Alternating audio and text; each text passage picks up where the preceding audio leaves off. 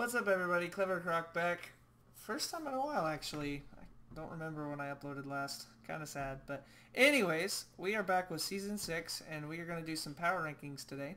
So with me, I've got Jasperius, coach of the Richmond Ricos, What's up? and Fiha222. You know, the numbers are so important. Coach of the Oh, don't you Charizards. know it? Yep. Hey, I always everybody. I always think it's 444 for some reason. It was one season. I know, you couldn't keep them the same, could you? He reformed after that season. Ah, so you had Somebody, to pick different numbers. I see. somebody actually stole my name there for a while until I could get it registered with a password. Ah, okay. That makes sense. Alright, so just to let you guys know, the way we're going to do this is we're going to start with Jasperius, and we're going to just go from Jasperius to Fiha, and then to myself. And we're going to do that starting with ninth all the way up to first. And if this is the first Power Rankings video that you guys have seen, basically we go through and we look at the draft picks that you can hopefully see on screen. And basically we just kind of analyze it based on our different criteria that we may have come up with previously while we were reviewing these teams. And we kind of rank them in order from ninth to first, being least good to best good, you know. So, yeah, we're just going to kind of share our 2 cents or 3 cents on each of them and what order, and we'll likely not have the same ordered list of people. But either way, hopefully you guys can get some perspective, especially those coaches out there who may watch this. Hopefully you guys can get some insight on some other perspectives. And please don't get too upset if we say, oh, this person doesn't have this thing on their team, therefore I put them lower down on the list. And in fact you did, or you can come up with a way in your strategy to do that. We'll probably have a few of those scenarios, but either way, we're just going to have some fun. We're going to talk about this season, and I think there's a lot of potential for some really good stuff. So we'll go ahead and get started with number 9, Jasperius. All right, my number 9 is going to be the Maple Grove Gengars. On paper, it looks like they have a really good team, but you start to dive into it and you realize how many weaknesses the team has. There's not a really good wall aside from Vaporeon. There's not a lot of versatility on the team. There's a lot of hazard setting, which is going to be really good, but the Pokemon that have hazards aren't going to be, or really shouldn't be used in that way, except for maybe Golem. There's a lot of type inconsistencies that I can see, a lot of the same weaknesses, so it'll be kind of a challenge to pull off some bigger wins when there's glaring weaknesses like that. They have nice speed, nice power, but the weaknesses and the versatility kind of brings it down, in my opinion. And then we're going to go to Isaac. What do you think? Well, first of all, I don't think that there were any bad teams drafted this season. I want to say good job to all the coaches because they really are good teams. But Chase, I gotta agree with you. The Gengars are number 9 on my list.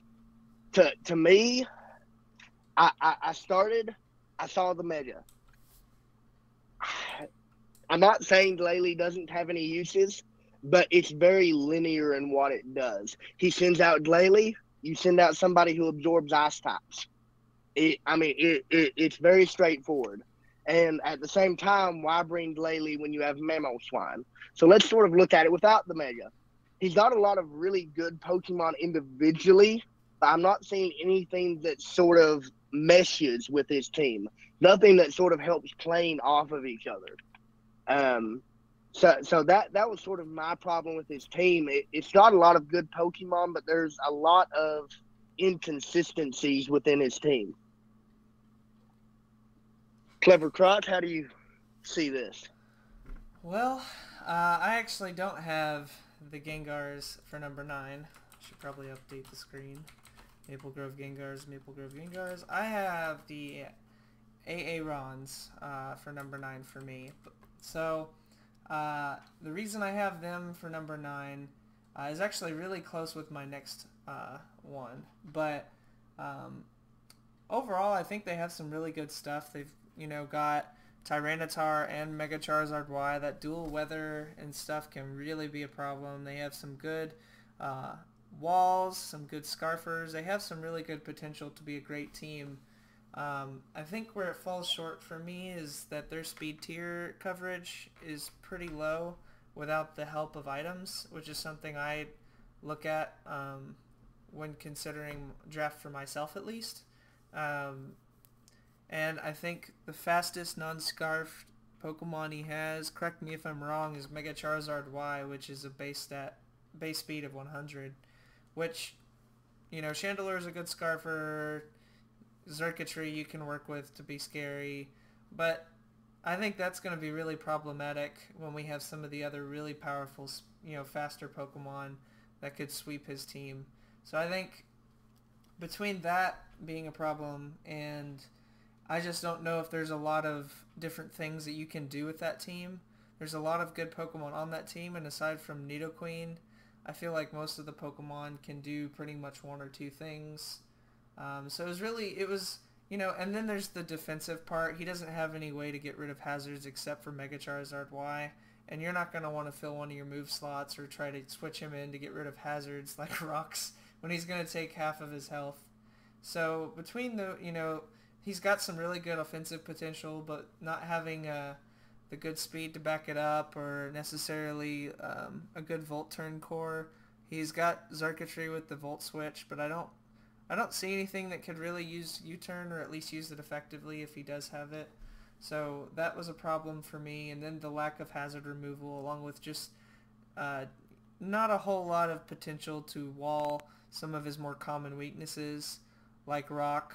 And then Tangrowth is his only real good answer to ground types. But other than that, like, anything that can set rocks and use Earthquake is really going to be a problem for him.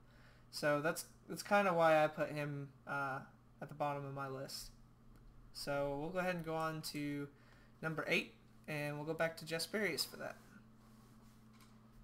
All right, my number 8 is going to be the Lex Luchas, formerly known as the Wiltshire Wobbuffets. For them, I don't see a lot of hazards on their team. There's only one Pokemon that I could think of that provides hazards, and that's Garbodor. Provides spikes and toxic spikes. So it's going to be pretty, or at least it should seem obvious if there's a Garbodor on his team, what it's going to bring. The speed tiers, I've got speed tiers on my list too. I just forgot to mention it. Speed tiers aren't very good as well. The hazard removal is nice, but you have Togekiss and Mega Latios, which are your defoggers, and I really don't feel like you should expend a defog slot on either of those. They're both very powerful in their own rights. He's got nice tanks. He's got a little bit of versatility, but I just don't see it meshing well with each other. What do you think, Fiha? I'm going to have to disagree with you there. And this may end up being an unpopular opinion among the three of us, but I actually have the Sylveons ranked that down here at my number 8 spot. To me, Zygarde in and of itself is a monster, and I am going to fear it the entire season. And I am going to have to stash my team to try to fight that. So my personal team matchup, I don't feel like would match up well against them. But at the same time, I start to dig in, and I look, yet again, I always start looking sort of at their mega and sort of at their upper tier Pokemon and going from there. And I see Mega Pidgeot, which isn't a terrible pitch, but at the same time, we saw it used in the league, and it's sort of okay at best. That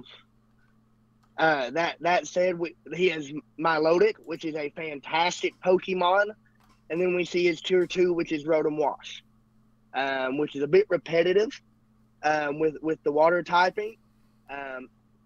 Bronzong Staraptor. There's another just strict flying type. Heliolist, solar power is great. In order for him to use that against anybody but the Aarons, he's going to have to bring Ninetales, or he's going to have to waste a move slot. Serena, yet again, really good. I'm not seeing the coerciveness of his team the way that I look for it. I really want him to prove me wrong throughout the season, though. KleverKrok? All right. So this is where I have the Maple Grove Gengars, actually. So the reason I didn't put them... They pretty much tied with Aaron as far as my Metascore goes. I should have explained it in my previous thing, but basically I went off of a few different categories. I went off of defensiveness as a rating, things such as do they have immunities to some of their common weaknesses, or at least resistances? Do they have good hazard removal or recovery? That kind of stuff. Offensive, which is stuff like, do they have good hitters, like hard hitters on physical and special side? Do they have some good type coverage as far as their types go on their offensive Pokemon? Do they have good choice users, setup, pivots, trapping, so on and so forth? Speed coverage is kind of self-explanatory. Multi-dimensional, basically, can they use some of their better Pokemon, or the ones they'll probably use more often? Can they use them in more than one or two ways? And then metagame comparison, I kind of looked at how their team related to the others and tried to envision what their matchup would be like. And then the last one is just type coverage. And that one is more just like, hey, did they have some of these more important types somewhere on their team? And are those Pokemon viable of those types? So that's kind of the grading I used, and I kind of used a 0 to 10 scale for each of them and then averaged the scores. So the Aarons and the Gengars, to say all that, had a really close score in their average. The reason that they got slightly higher was because they had a better speed tier. Everything else was about the same. I think that the Gengars have, having some priority in Mamoswine, having really good speed coverage in Aerodactyl and Gengar and Salazzle, and then some other priority in like Glalie and Abomasnow, and then some setup with Haxorus. I felt like he had some pretty good like speed coverage to maybe make up for some of his defensive weaknesses, whereas I think it'll be a little harder for the Aarons to do that. So that's kind of why I moved him up a little bit above what you guys probably thought. So that was my 8th pick. So we'll go ahead and go on to number 7. So Jasperius? For my 7th pick, I have the Aarons, actually. So I put them here really because there was a very small ability to remove hazards without completely destroying one of your very important Pokemon. So when your only Pokemon that can get rid of hazards is one of your biggest sweepers on your team, I feel like that's a bit of an issue. He has good setup potential with Nidoqueen and Metagross with the Toxic Spikes and the Stealth Rock, but his ability to get rid of hazards is really going to hinder his team. He's got a lot of fire types on his team that won't do well against ground, like you mentioned. Tyranitar doesn't do well against ground. Neither does Xurkitree or Metagross. This seems like a really big ground weakness here. He's got good power. Honestly, I think he's got a good versatility, but with that type weakness, it just really knocks him down a notch, in my opinion. Fihal, what do you think? I think we're finally back on the same page because my number 7 is Aaron. I sort of disagree with Brandon needing the speed tier because I see a little bit of bulk on his team. Depending on how he runs Tyranitar, in the past I like to run a bulky Tyranitar, focusing more on taking the hit than giving it. And Tane Growth can really take a hit. Sure, he has quite a few that could be taken down, but he picked Nidoqueen instead of the King. She's a bit bulkier. You have Feraligatr, who takes a hit fairly well, Metagross. But at the same time, we do start to see that type weakness come in, that a lot of his powerful Pokemon take a really hard ground type hit. And Charizard Y taking that 4 times damage to rocks, just going to be a bit rough on him. I'd like to see how well he does this season. KleverKrok? All right, so this one, I don't know. I had a hard time placing this guy, even though it was an average score, because he had some really good stuff going for him, but then he had like one crucial thing, I think, that dropped him, and that's the Scottish Sceptiles. And the reason I put them here is because I looked at their team, and they really don't have a whole lot to handle the ground type weakness. They have Delmise, but beyond that, unless I'm mistaken, he doesn't have a ground immunity. And if Delmise goes down for any reason, I don't think there's anything really all that good that can take a good, like a solid Earthquake from something. The things that are physically defensive on his team, being Delmise and I guess Miltank and Scizor, like none of them are gonna want to take a strong Earthquake, even if they are bulky. And I consider that to be a pretty big problem when you have my biggest thing, at least what I look for in a team when I try to draft, is I try to avoid having common weaknesses to things that are really good offensive threats, like Earthquake or Volt Turn pivoting, stuff like that can be really abused, and not a whole lot of ways to punish that unless you have an immunity. And so I considered that to be kind of the reason that they are down here for me, because otherwise their offensive capabilities, their speed coverage is the second best in the league, I think, this season, having Tapu Koko, Alolan Ninetales with priority and a decent speed stat. You've got Sandslash with the whatever Slush Rush or whatever it's called that gives him the double speed. He's got Mega Sharpedo, Azelf, Scizor. He's got a good mix of priority and good speed too, among also having some pretty solid, like offensive Pokemon, among those speed stats. So he can really punish with that Volt Turn core that he has and his speed stats, and that's going to be a threat. But I considered, a lot of the Pokemon he picked, like, kind of one-dimensional, and you can do more than one thing with, like, Azelf. You can build them differently, but I figured, like, generally they're probably going to be run the same way or similar most of the time. And then, his type coverage was okay. But yeah, I think the biggest thing that affects him is dealing with having, the common weaknesses on his team.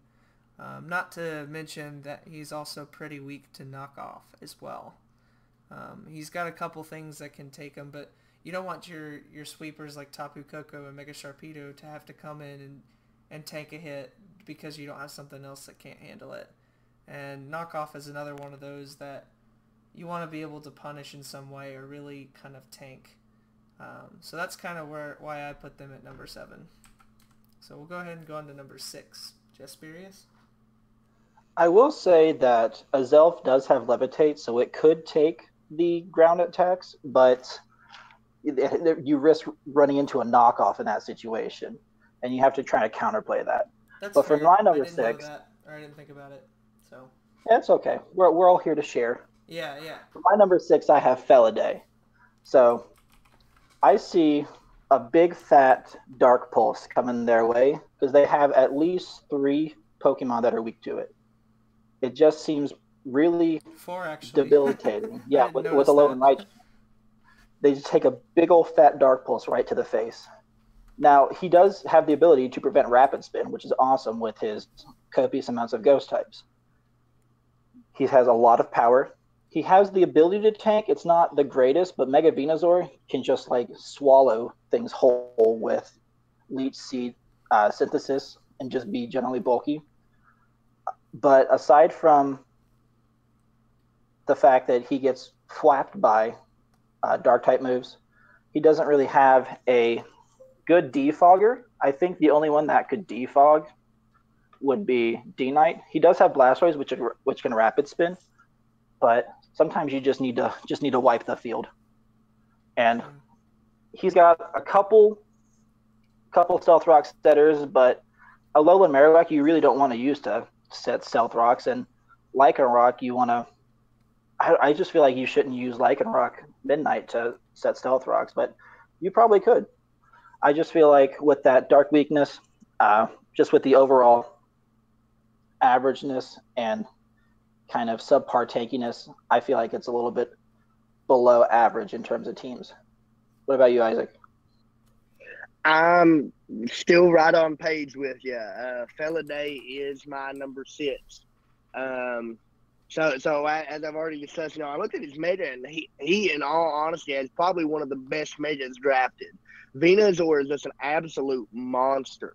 If you don't bring something to counter Meta Venusaur, you're going home empty-handed because you can't beat it without something specifically to deal some damage to it.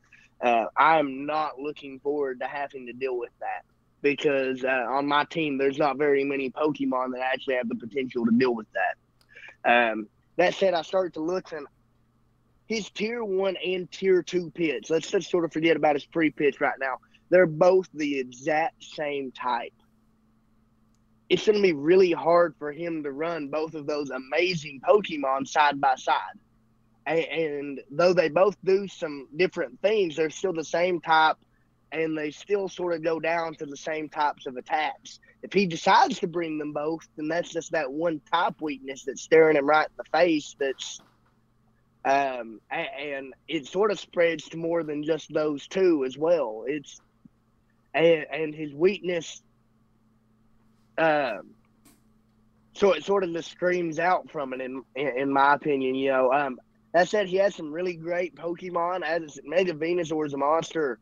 Tapu Lele is a monster. Not to mention the fact it's one of the few really good counters to Mega Venusaur. So it's probably good that he went ahead and drafted it. Dragonite is a really good Pokemon. Alolan Marowak and Blacephalon are both fantastic Pokemon. It's just that same type. Christian Dials? All right, let's see here. So I think this is where I have the Lex Luchas. So the reason they are a little bit up higher for me is because I felt like they had a really, really solid, I think third in my rankings, third best defensive core, or just defensive lineup. I think Celesteela and Gastrodon are going to be really annoying to play against because they cover each other really well. And then he's got Politoed to cover his, Celesteela's fire weakness as well. Mega Latios matches up against some of the better Megas that are, in the current, season. I think Mega Latios handles the two biggest problems that most people are going to deal with in Mega Venusaur and what was the other one? I think, well, maybe it was just Mega Venusaur. Mega Venusaur really doesn't have to worry too much about anyone other than, as far as the Megas go at least, Mega Pidgeot and Mega Latias. And Mega Latias also is just a really solid Pokemon as well. So I think he's got some really good bulk. He's also got Dusclops, which is really annoying. But he's got some good speed coverage too. It's not like amazing, but it's good, and he's got some priority as well. He's got Infernape for that 346. Celebi's a good speed stat. Then you got Ambipom with the Fake Out Last Resort or Fake Out whatever.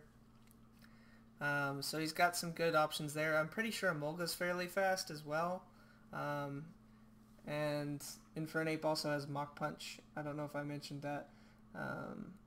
Offensively overall, I'd say like he's got some good options, but nothing that stands out like as scary on its own. Nothing that's like immediately threatening, but he's got a bunch of things to work with, which could still work great for him. I don't see a whole lot he could probably do with most of his team. There's a couple that he'll be able to mix things around with, but most of them kind of do one or two similar things.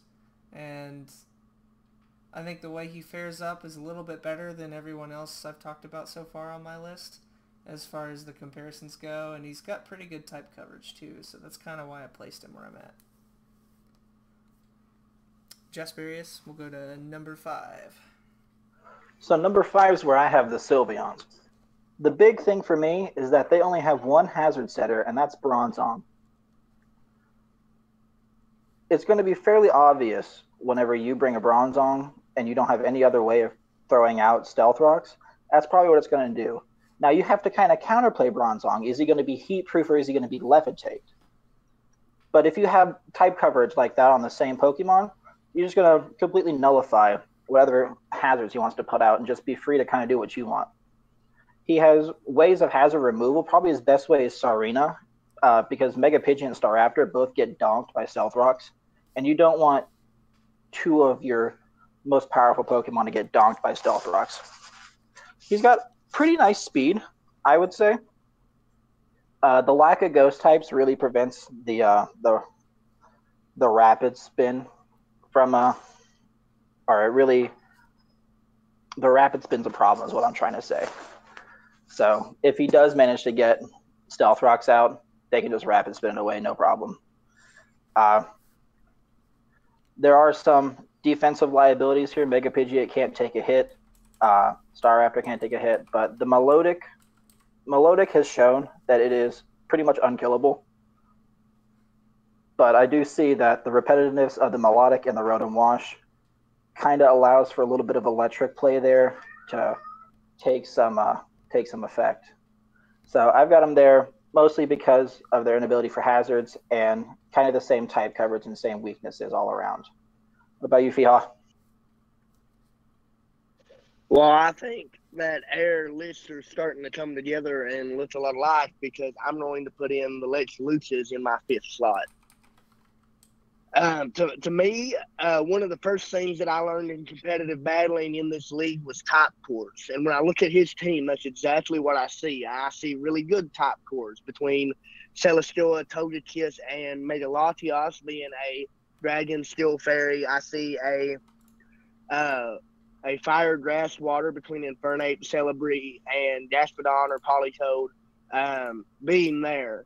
Gastrodon's great. It helps absorb the grass, but where's the grass weakness that he needs to absorb it from? So as great as Gastrodon is, I feel like it's sort of misplaced on the team because it doesn't it doesn't help as much as it would on maybe other teams. That said, I've played him in some matches outside of the league that he's had, like Celesteela and Togekiss, and he's done really well with them, and I can't wait to see what he does in the league with them. I think there's a lot of potential on this team that's sort of a little shaky looking, just looking at it now. I hope he sort of stabilizes it and comes out with a really good team. Crocodiles? Yeah, I do think our lineups are starting to look similar, because next is where I have Felidae. Now, I had them here, and I actually didn't think too much about the really bad dark weakness they have, which works out great for me because he's also pretty weak to fire as well. So Mega Houndoom's going to be a lot of fun. But all that said, he's got actually the best type coverage out of everyone this season, which was really worth noting. But I also noticed, in addition to his, well, let's see. I think I may have, let's see. No, this is right. Yeah, his hazard removal, like some of you guys mentioned already, is not the best. I mean, he's got Blastoise, which is actually really good, Rapid Spin, and I think defensively he's actually okay. I mean, he's got, the problems with Dark, but other than that, Blastoise and Venusaur are a pretty bulky, good pair to have together, because at least Blastoise's weaknesses are both really covered in Mega Venusaur, so he's got that going for him. I think he's pretty weak to flying as well when I look at it. But Scald also kind of runs amok too on his team. It's going to hurt him some. And I also forgot to mention, I think Scald's going to be a big problem for the Aarons as well. I forgot to mention that earlier. Because even the things that resist it don't want to take a Scald. And that's a pretty big problem in my opinion. So defensively, not great, but everything else seemed to be about average. Got things going for him on Felladay's team. But, he's got some good stuff he can do, but nothing that really stands out super far other than the type coverage. Maybe that'll give him some advantages. And then, his weaknesses kind of dropping him lower, I think. So we'll go ahead and go back to Jasperius for I keep wanting to say round. Fourth. So for fourth is where I have myself, the Richmond Raikus. I look at my team and I go, man, if only I could run 2 Eviolites. Ooh, would that be scary? I look at my team, I say, hey, I only have Empoleon to get rid of hazards. That kind of sucks. But I look at Mega Sceptile, who's got one of the fastest speed tiers in the draft, if not the fastest. I see Weavile, super fast. Raikou, super fast. Meloetta, when scarfed, I've been able to do some work with it. But what I don't see is a really nice tank aside from Empoleon and Gliscor, and they both have their issues.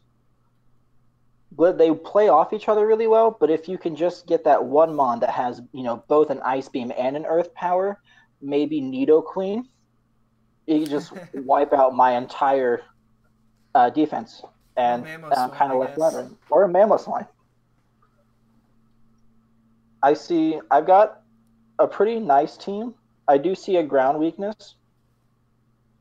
But if I can just make it through that ground weakness, I think that I have the potential to make it to the finals.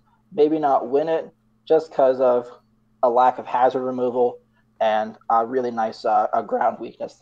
But hopefully it'll work out for me. Maybe not. Anyway, what do you think, Viha? This is actually where I have the Skeptiles. To me, I start looking at their team, and sort of at this point, we're talking about a lot of good things that we see, along with some smaller stuff that maybe isn't as good. To me, Brandon talked a lot of negative that I just didn't see as much. He's sort of that hyper offense that we've seen do really well in the league before.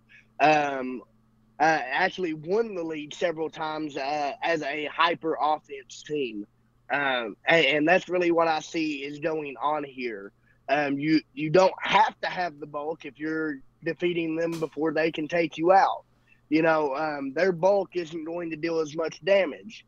So it's sort of sweeper versus sweeper. And if you got a lot of sweepers, then, hey, good for you. But we've seen this type of team do really well in the past. That said, as Brandon said, there's not a lot. So if they come across some tanky teams, I think that they could be in trouble. KleverKrok?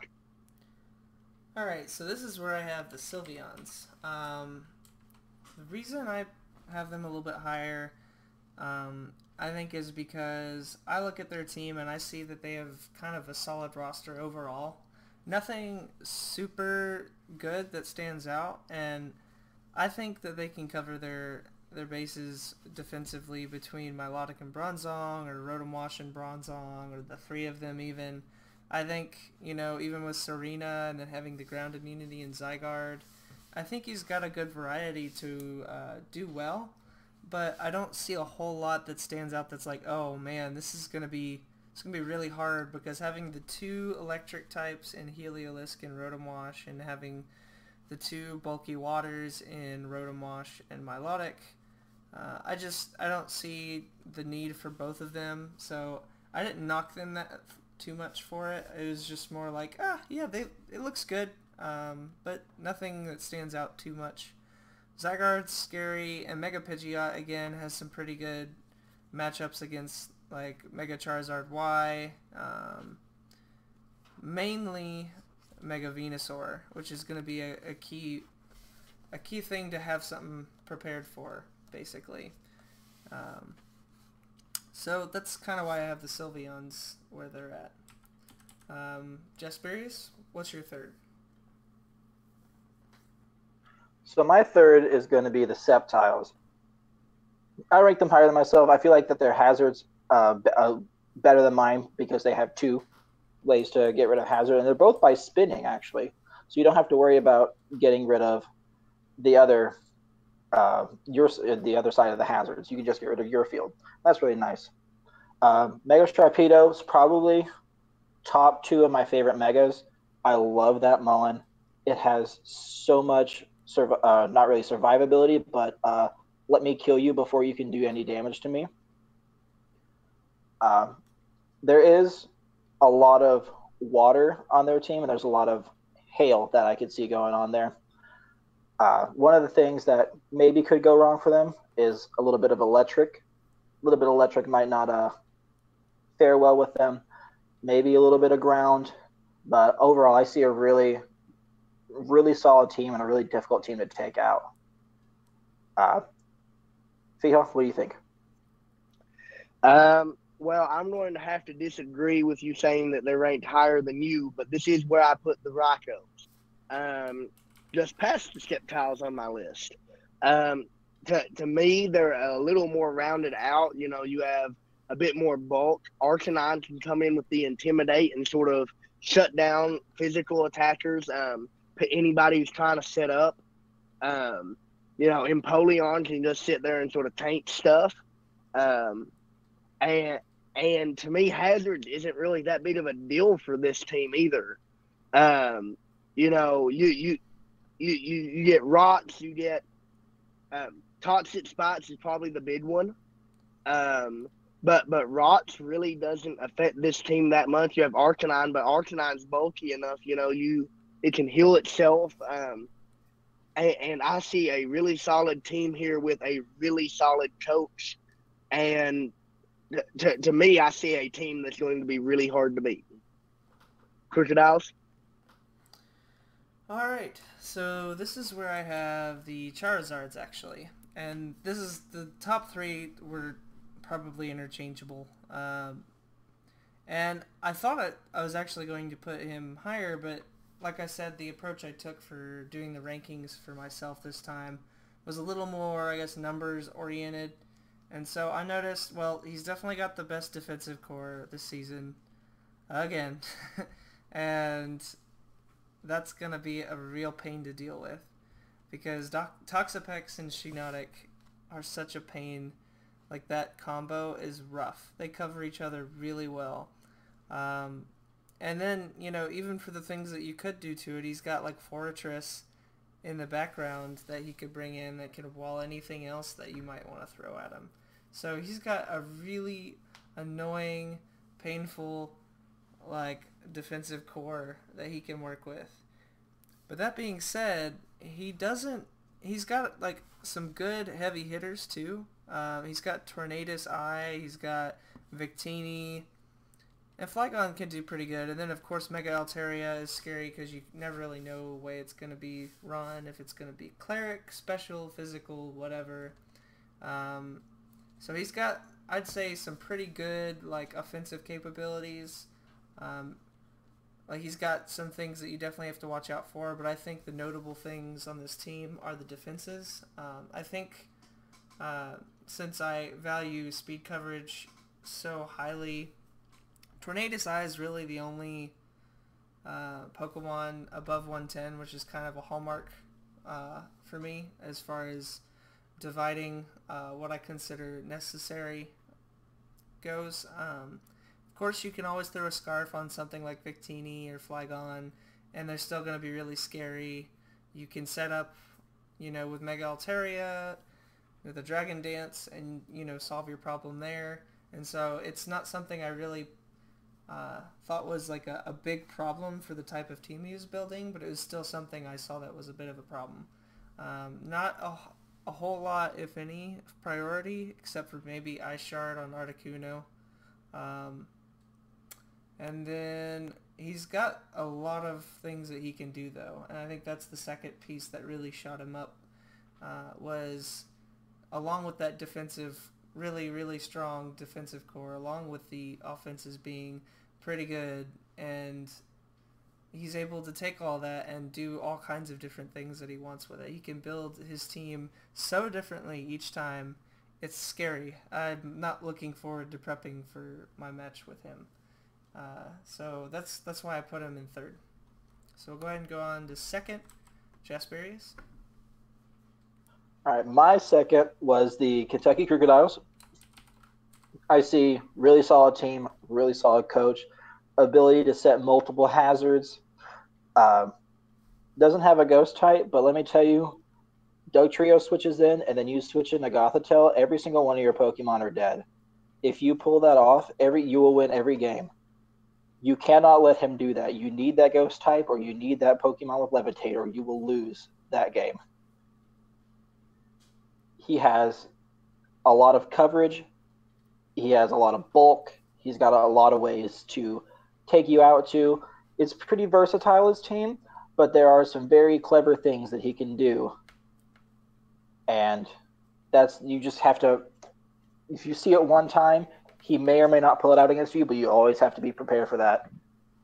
There's a nice speed tier. Selgor's the second fastest Pokemon, I think, that was drafted, maybe even faster than Mega Sceptile.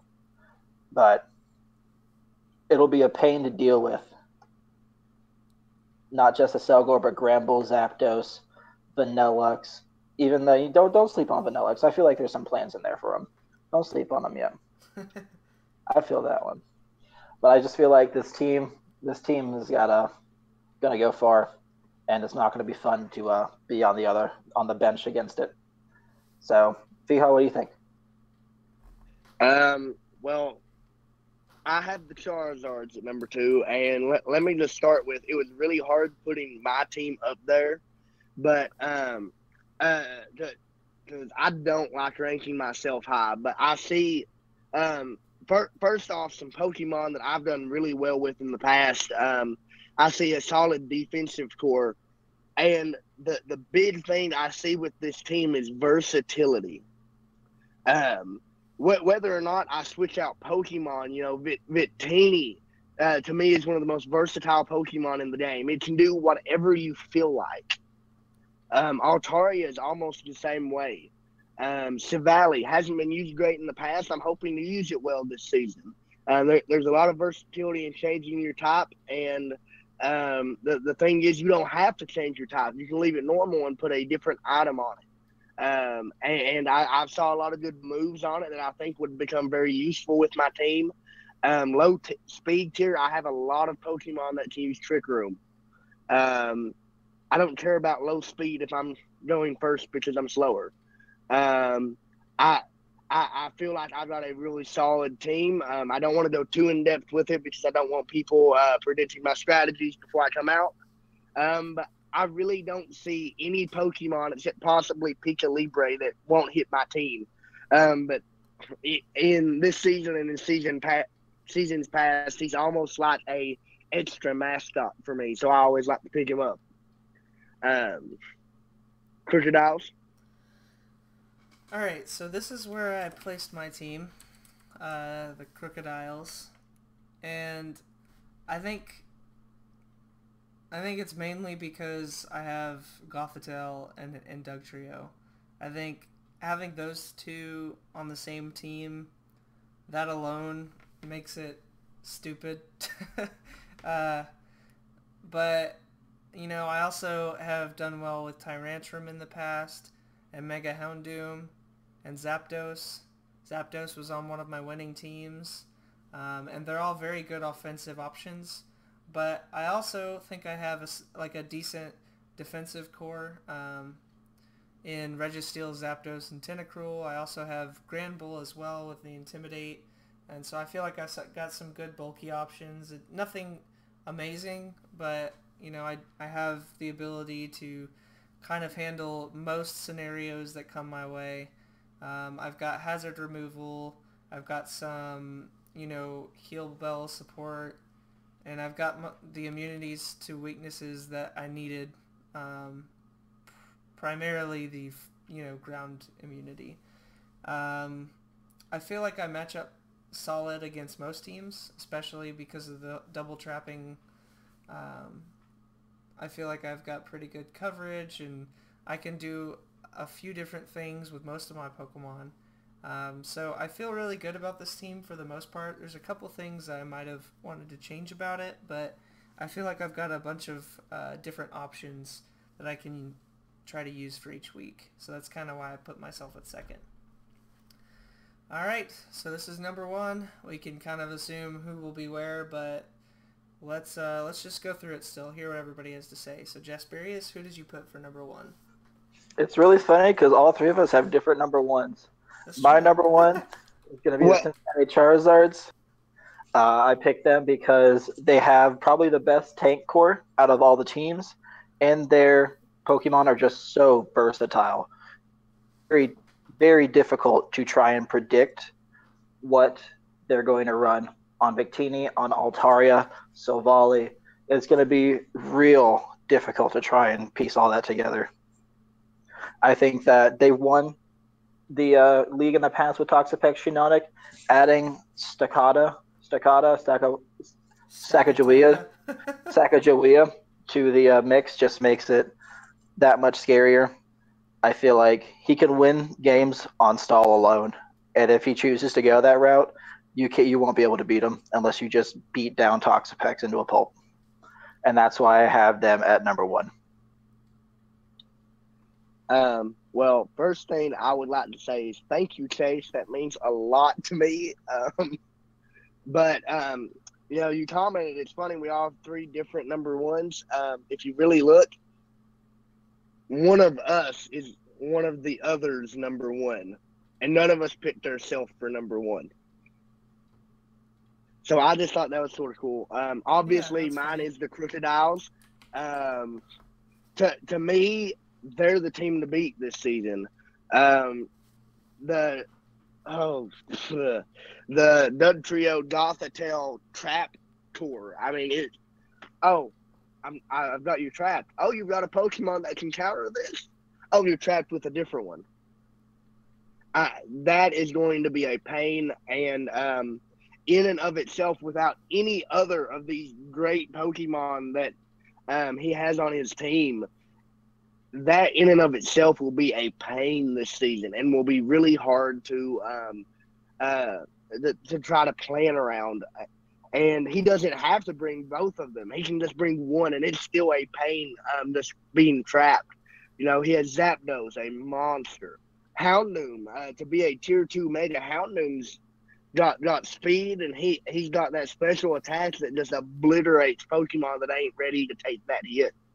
Um, Not to mention, you can nasty plot and make him hit that much harder. To me, this is the team to beat this season, and until somebody can shut him down, he's going to be running rampant. Crocodiles. Well, I might just add to this. I didn't mention maybe why, since we've ordered, I guess, each other at least in different orders. One of the things I considered in why I think I decided to place my team above the Charizards, because like I had a hard time with that. I was like, but I don't know how I'm gonna kill them. Like it's gonna be so hard. But I did realize, and I don't remember if this was intentional or not, to be honest, but I have Gothitelle and Doug Trio for at least handling with Toxapex.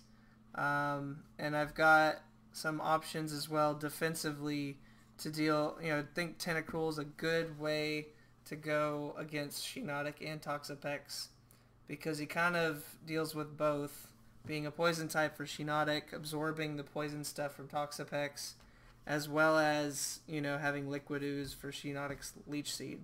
So I felt like defensively I had a pretty good response there, and then, so on and so forth. Anyways, back to my number one pick is the Richmond Raikos. And I was actually surprised you guys ranked the Raikos lower because one of the things that concerns me about this team is not only do they have a good matchup against most of the teams with what they have have arguably the best speed coverage between priority and speed stat goes. And when you look at the Pokemon that speed coverage goes to, you have Raikou, which has constantly been a solid Pokemon throughout the entire life cycle of the league. You have Meloetta, which shouldn't be ignored. It's not been used a whole lot in the past, but it is a good mon. You've got Mega Sceptile, who could be really scary, and it might be the fastest Pokemon draft this season. And you've got Weavile, which has consistently been on teams that have placed in the tournament at the end of the season. And you've got all that, and then you still have, like, beyond just that speed coverage, you've got really solid offenses across the board. Even the bulky Pokemon that they have, like, can actually hit hard and do stuff. And defensively, they're almost as scary as the Charizards, because you don't have to have 2 Eviolites to bring one or the other and cover yourself. Because honestly, if you ran 2 Eviolites, you're really weak to poison that week. But if you bring Tangela, you don't have to worry about ground types. If you bring Clefairy, you don't have to worry about steel type or the dragon types or anything else. You know, like when it comes to fairy types, you've got, it seems like, answers in the form of different, like, bulk options like Arcanine. Gliscor is a really good tank, especially with Empoleon.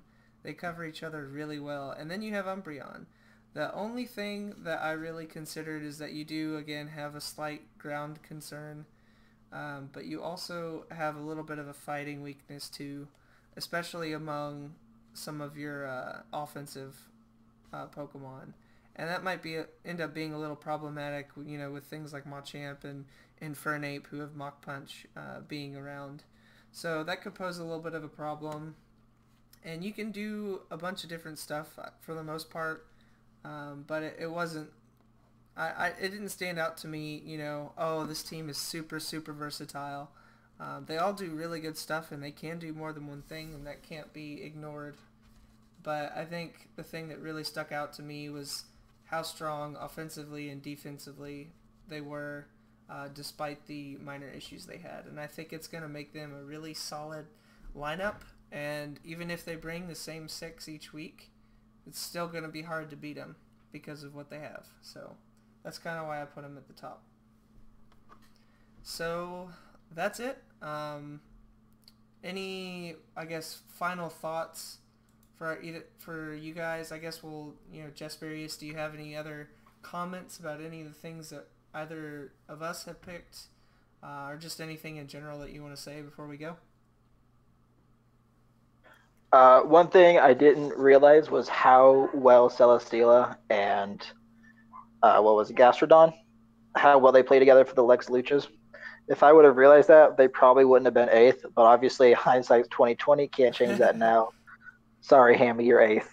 Other than that, I hope it goes great for everyone. Hope everyone has a great season, and I'm looking forward to playing after a year off. All right. Yeah, I definitely agree with you there. There's a lot of great teams here. I feel like I learned something while I was sitting here talking to you guys. Saw some weaknesses in my own team. Saw some to exploit in others. But I see a lot of potential in a lot of teams, and those that are ranked low, don't worry about it, guys. Prove us wrong. Take the number 1 spot.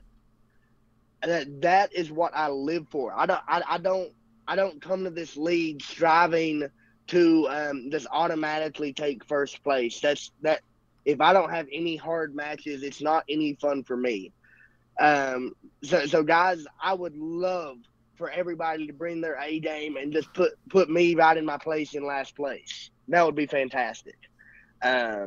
So let's have a great season, guys. Yeah, I guess what I would say is, like I said, if any of us have, like, not accounted for, you know, X, Y, or Z thing that you have on your team, like I said, this is just kind of our thoughts looking at each team and just kind of taking our own perspective on it. As you can see, we each had a, you know, fairly different lineup, which actually is a good thing, because that means that there's differing opinions, which should also be a clue to you guys that there's no bad team this season. Even if we say, like, this, and this will be problems for this team, you know, the fact that our lineups, our rankings varied so differently, I think that's a hint at the fact that these teams are going to still be really good. And the funny thing is, the best team doesn't end up being the best team drafted, it's the best team played. And you could have the team, you know, in first and still get last. You could have the team in, you know, fifth and still get, you know, fifth. Or you could be the team in last and get first, you know, as far as the rankings go.